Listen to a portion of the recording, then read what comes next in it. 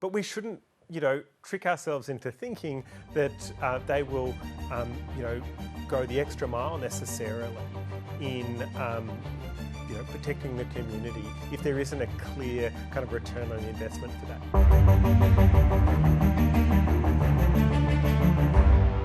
Welcome. What do you make of the report, and is the Productivity Commission arguing for a hands-off approach to regulation? The Productivity Commission has been really bold in saying that there's a $116 billion fillip to our GDP that is available if we really lean into AI adoption. And that may be right or it may not be right, but they're really leaning into that. And on the other hand, they're saying we have to be willing to give up some of our protections for privacy, for content creation and so on. And I think that there's a bit of an imbalance there.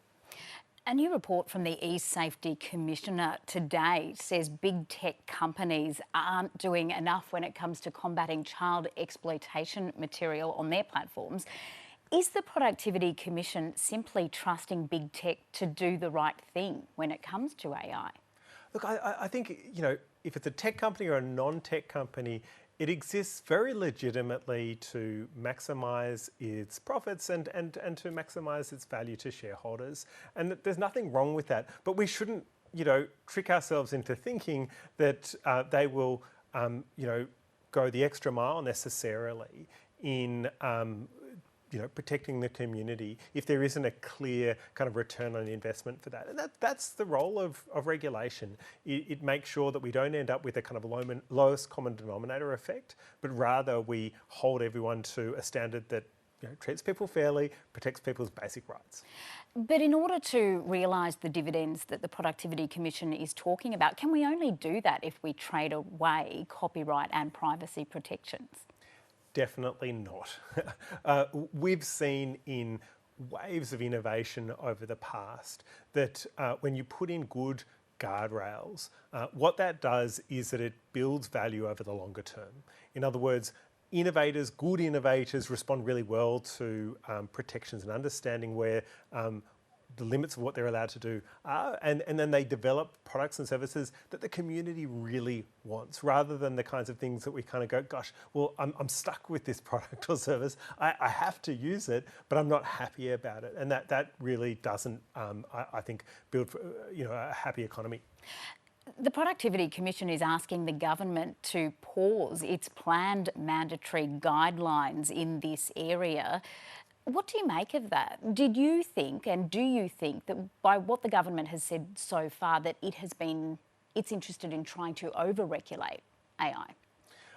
I don't think that anyone could accuse Australia of over-regulating for AI. We've literally had no new laws that are specifically directed towards AI in Australia. What the mandatory guardrails reform was designed to do was essentially to give really practical principles for companies that are developing and deploying AI to follow to reduce the risk that they might hurt the community.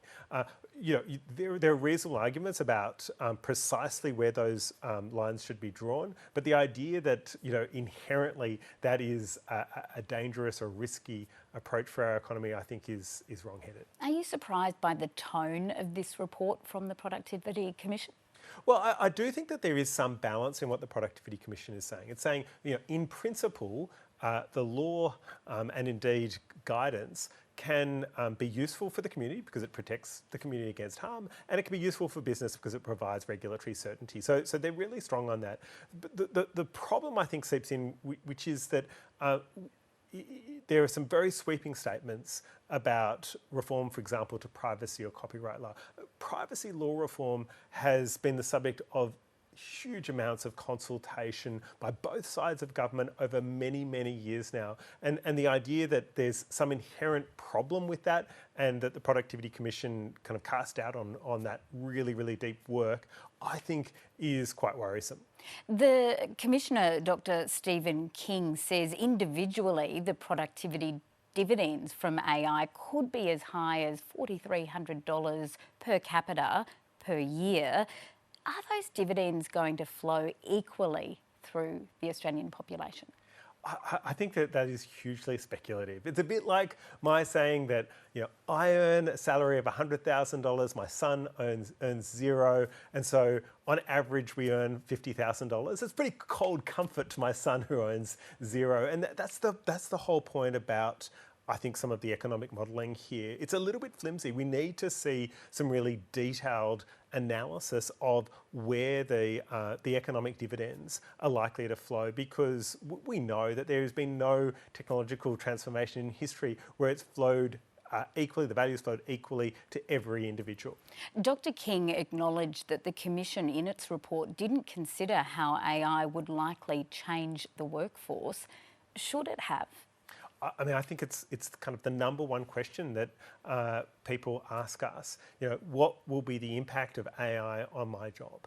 And what we hear, I think, most positively from companies that are really leaning into AI, having enormous success, but also taking their workforce with them, is that they actually bring their employees into the conversation. They ask their employees, what tech are you using now? How might AI help? And what do we need to do to make sure that AI actually provides a better product or service, but also supports you in your job?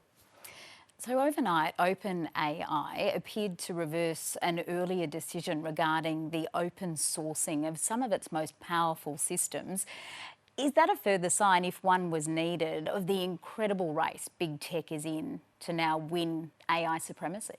Yeah, I mean, I think, in some ways it's a response to companies like DeepSeek, which have taken a position where you can have a much lighter large language model, and you can make that available to a different class of customers. And so I think OpenAI is responding to that as fast as they possibly can. And I think what this shows is, that the technology is galloping ahead, but so too needs to be the guardrails. And is the decision to open source these programs going to accelerate that progress? Absolutely, because what it does is it puts in the hands of any kind of other downstream innovator the opportunity to kind of re-weight the models that OpenAI has set, and potentially that allows new innovations. It also carries with it additional risk.